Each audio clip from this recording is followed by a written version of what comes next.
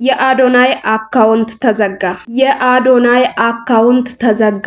5.9 ፎሎወር የነበረው የአዶናይ አካውንት ተዘጋ። በጣም ነው የሚያሳዝነው። ማለት ፍቅራችን ይሄን አክል ብቻ ነበረ ማለት ነው። ሰሞኑን በተነሳው ጉዳይ ምክንያት አንዳንድ ሙስሊሞች አንፎሎ ቻሌንጅ አስጀምረውበት 100,000 ቀንሶ ነበረ። ያኔም እየተገረምኩ ነበረ። እንዴት ነው እኛ 100,000ን መመለስ ያቃተን ለቀናት? እሱንም መመለስ ሳንችል ጭራሽ የሚፖስተው ቪዲዮ እየወረደበት ነበረ። አሁን ግን በመጨረሻ በእኛ ተስፋ ቆርጦ በጣም አዝኖ ቲክቶክን ትቻለው፣ ከቲክቶክ ተሰናብቻለው ሚል ጽሑፍ አዶናይ አጋርቷል። በጣም ነው ያዘንኩት። የእውነት በጣም ነው የተሰማኝ። እኔ የሶሻል ሚዲያ ሰውን እንደ አዶናይ አድንቄውም እንደ አዶናይ የዋህ መስሎኝም እንደ አዶናይ ንጹህ ሰው የመሰለኝ ሰው እስካሁን አይቼ አላቅም። አዶናይ በጣም ንጹህ ልብ ያለው ሰው፣ በጣም ደግ፣ በጣም ብዙ ቦታ ሲደርስ የነበረ። አሁን ግን እንዳሳዘነኝ ታውቃላችሁ? አንድ ሰው እንኳን ለሱ ወጥቶ አንድ ቲክቶከር አንድ ሰው ስለሱ የሚሰራ የለም። ሌላው ጉዳይ ደግሞ ጃኒ የፊታችን እሁድ ቀለበት ላደርግ ነው ብላ የግብዣ ጥሪ አድርጋለች። ጉዳዩ ምንድን ነው? አስደሳች ሰበር ዜና ተሰምቷል። ሁላችሁም እንኳን ደስ አለሽ በሉም። ታዋቂዋ የማህበራዊ ሚዲያ ኮከብ ጃኒ ቀለበት ልታሰር እንደሆነ ተሰምቷል። በጥሪ ወረቀት ላይ ባዘጋጀችው ጽሑፍ እኔ ጃኒ ገብሩ እሁድ ሰኔ 7 2018 ዓ.ም ከቀኑ 8 ሰዓት ተኩል በመድኃኔዓለም ሞል በሚገኘው አዳራሽ በቃል ኪዳን ዝግጅቴ ላይ እንድትገኙናም በዚህ የህይወቴ ምዕራፍ በሚጀምርበት ቀን አብራችሁኝ እንድትሆኑ በታላቅ አክብሮት እጠይቃለሁ በማለት ወዳጆቿን ጋብዛለች።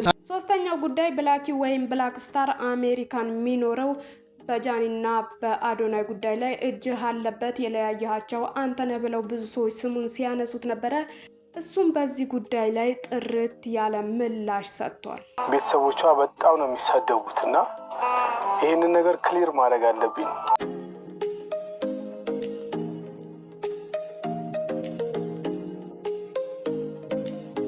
ሰላም እንዴት ናችሁ? የተወደዳችሁና የተከበራችሁ የሀገሬ ልጆች ሰላምታዬ በያላችሁበት የዓለም ዳርቻ ይድረስ።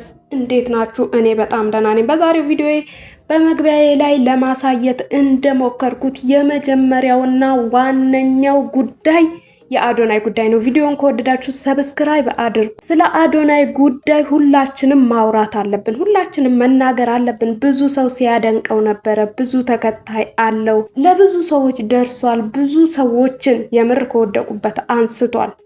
ብዙ በቃ እንዴት ነው በዚህ መጠን የአዶናይን ነገር ልንረሳው የቻልነው? ዛሬ አካውንቱን ቲክቶክ ላይ ገብቼ በተደጋጋሚ ሰርች ሳረገው አልመጣለኝም። በተደጋጋሚ አላመንኩም ነበረ እና ደግሞ ይሄ አም ሊቪንግ ቲክቶክ ሚለው ቲክቶክን ትቼ ሄጃለሁ የሚለውን ነገር ሳየው የምር በጣም አዘንኩኝ። ለአዶናይ የነበረን ፍቅር በቃ እቺን አክል ናት።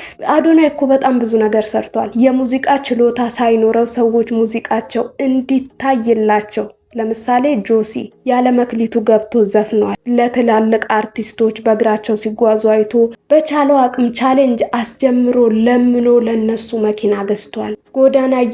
ጎዳና ላይ ሳይሆን ሊስትሮ ሲሰሩ ተቸግረው እየኖሩ የነበሩ ልጆችን አንስቷል።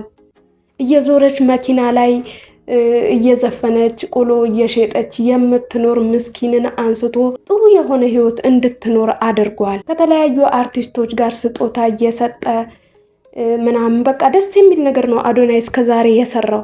ብዙ ሰው ይከተለዋል፣ ብዙ ሰው ወደዋለሁ ብሎ በሰላሙ ጊዜ ያወራል። አሁን ግን አየሁ ምንም ቲክቶከር ተነስቶ ጆሲ እንኳን ለሱ ብሎ ሙዚቃ ውስጥ ገብቶ ያለ ድምፁ የዘፈነለት ጆሲ እንኳን ወጥቶ አንድ ቪዲዮ አልሰራለትም። ማለት እንዲህ አስቦ ስለሱ ተጨንቆ አንድ ሰው እንኳን እንዴት ነው ቪዲዮ ሊሰራለት ያልቻለው? እንዴት ነው በዚህ መጠን ሰው ሁሉ አንድ አይነት የሆነው በአዶናይ ላይ? እንዴ አዶናይ እኮ ብዙ ሰዎችን በሱ ንግግር ሞቲቬት በሚያደርጋቸው ከሱ ጋር ተገናኝተው ብዙ ሰዎች በፊት ማናቃቸው ሰዎችን አውቀናቸዋል። የብዙ ሰዎችን ህይወት ቀይረዋል። ያቺ የሆነ ነገር ባፍንጫዋ ተደርጎላት የምትተነፍሰዋ ሴትዮ ብዙ ነገር አድርጎላታል። ለልጇ የኤሌክትሪክ ባጃጅ እንዲገዛ አድርጓል። የልብ ህሙማን ህፃናትን አሜሪካ ድረስ ሄዶ ብር ለምኖ በቻለው አቅም ሞቲቬሽን ንግግር እናገራለሁ ብሎ ለነሱ ብር ለመሙላት ተሰድቦ ምን ብሎ እነሱን አሳክሟል። ለአይነ ስውሩ ዘማሪ መኪና አስገዝቷል። የቤትም ቻሌንጅ አስጀምራለሁ ብሎ ነበረ። ግን ልጁን እየሰባበር ነው፣ እየመታ ነው፣ የምር እያደማ ነው። ሰው ሶሻል ሚዲያ ላይ ስናየው ምናልባት ጠንካራ ሊመስለን ይችላል። ጠንካራ ነኝ እኔ አልሰበርም በሰዎች ንግግር፣ ሰዎች ስለወደዱኝና ስላልወደዱኝ ብሎ እሱም በተደጋጋሚ ሊያወራ ይችላል። ግን ይጎዳል። አዶናይ እኔ እንደሚመስለኝ እንደሚታየኝ የዋህና ቶሎ የሚጎዳ ሰው ነው የሚመስለኝና የምር በኋላ ይጸጽተናል። በቃ ከጃኒ ከተለያዩ ከተባለ ጊዜ ጀምሮ ይለያዩ አይለያዩ እስካሁንም እርግጥ አይደለም። ከዛን ጊዜ ጀምሮ በጣም ብዙ ዱላዎች እያረፉበት ነው። በጣም እያወዳደቅ ነው። በጣም በቃ ቪው እየቀነሰ ነበረ። በቃ ብዙ በሱ ኮንቴንቶች ላይ በሱ አካውንት ላይ ያለው ኢንጌጅመንት እየቀነሰ ነበረ። ከዛ ባስ ብሎ ሰሞኑን በተፈጠረው ነገር አንዳንድ ሙስሊሞች የማይሆን ነገር አደረጉበት። 100,000 ቀነሰ። እኔ የምር 100,000 ቶሎ ይመለሳል ብዬ እየጠበቅኩ ነበር። ለቀናት ሳየው አልተመለሰም። እሱም ዝም ብሎ ነበረ። ብዙ አካውንቶችም እየወረዱበት ነበር። አሁን ግን ዛሬ ገብቼ እንደነገርኳችሁ አካውንቱ በተደጋጋሚ ሰርች ሳረገው አልመጣልኝም። እሱም ያንን ጽሑፍ አጋርቶ ሳየው በጣም ነው የተሰማኝ። በጣም እንደዚህ መሆን አለበት። የምር ለአዶናይ ምላሹ መሆን ያለበት ይሄ ነው። እስኪ ሀሳባችሁን አካፍሉ። በተቻላችሁ አቅም ይሄንን ቪዲዮ የምታዩ ሰዎች፣ ይሄንን ንግግር የምትሰሙ ሰዎች ቲክቶክ ምንም የምትሰሩ ከሆነ እስኪ ስለ አዶናይ ስሩ። ሌላው ጉዳይ ጃኒ እሁድ ቀለበት ላደርግ ነው የሚል የጥሪ መልእክት አስተላልፋለች ተብሏል። ይሄ ኢንፎርሜሽን ትክክል ይሁን አይሁን 100% እርግጠኛ አይደለሁም። በዚህም ጉዳይ ላይ ብዙ ምን አይነት አስተያየት ይሰጣል? አሁን ይሄ የሚያወዛግብ ግራ የሚያጋባ ነገር የሆነ ሳምንት ላይ ተለያየን አሉን። ከዛ ደግሞ ብዙ ነገር ተወራ። አልተለያያችሁም አልናቸው። ለፋና ተለያይተናል ብለው አሳመኑን። ከዛ ደግሞ ሰሞኑን ከሆነ ወንድ ጋር ቲክቶክ ላይ ሲያደርጓት አይኔ ከሰው ጋር አትመድቡኝ፣ ስራዬን መስራት ነው የምፈልገው፣ ወንድ አልፈልግም አለች። ከ3 ቀን ከምናምን በፊት ደግሞ የሆነ ያኮረፈ የሚያለቅስ የሚመስል ፎቶ ስቶሪዋ ላይ ያደረገችልን። በዛም አዘን። ከዛ ደግሞ ቀጥሎ ብቻ ብዙ ነገር አድርገዋል። ብዙ ነገር እየሆነ ነው ያለው። ድንገት ደግሞ ተነስታ ቀለበት ላደርግ ነው የፊታችን እሁድ አለች ተባለ።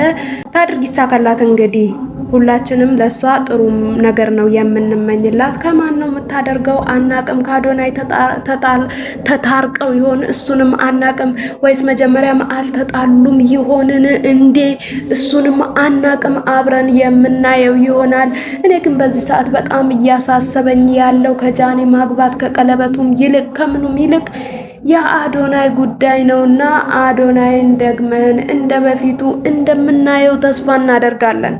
ብላክ ስታር ወይም ብላኪ በአዶናይና በጃኒ ጉዳይ ብዙ ነገር እየተባልኩ ነው፣ እየተሰደብኩ ነው። እንደ በፊቱ እነሱን ሰፖርት ማድረግ አልቻልኩም፣ ብዙ ሰዎች እየሰደቡኝ ስለሆነ ብሎ በአዶናይና በጃኒ መካከል ያለኝን ነገር በግልጽ ላስረዳችሁ ሲል እንደዚህ መልእክቱን አስተላልፏል።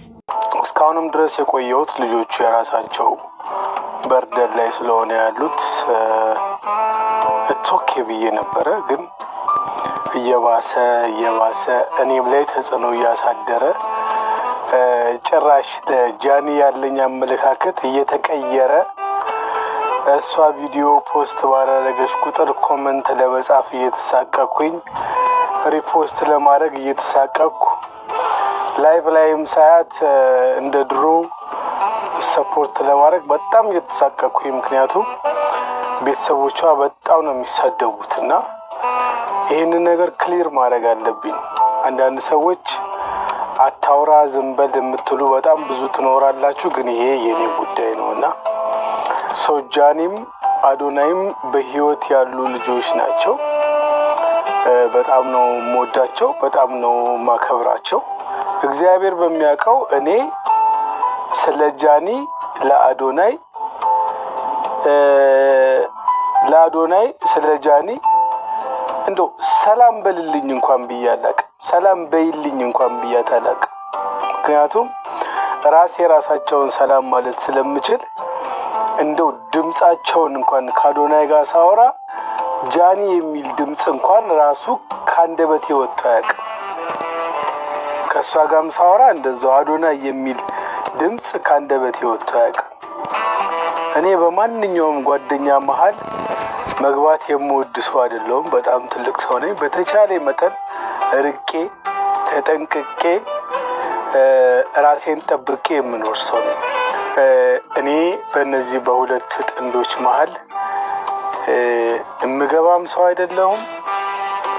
እነሱም በመሃላቸው ሰው የሚያስገቡ ሞኞች አይደሉም።